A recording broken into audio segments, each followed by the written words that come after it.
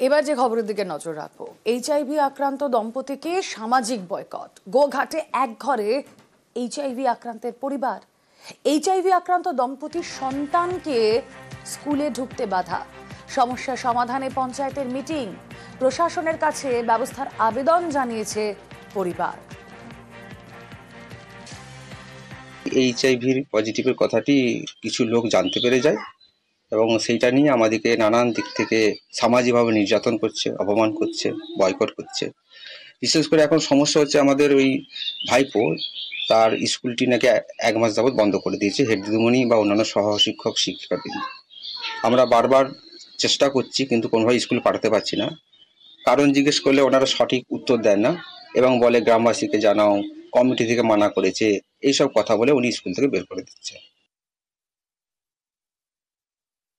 অভিভাবক অভিভাবিকারা আমার কাছে লিখিতভাবে অভিযোগ জানিয়েছেন যে যদি ওই বাচ্চাটিকে আমি স্কুলে আসতে দিই তাহলে তাদের বাচ্চারা কিন্তু বিদ্যালয়ে আসবে না, পঠন পাঠনে অংশগ্রহণ করবে না।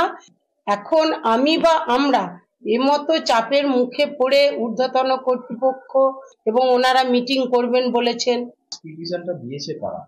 পরিচালন কমিটি এবং অভিভাবক অভিভাবক যৌথভাবেই দিয়েছেন।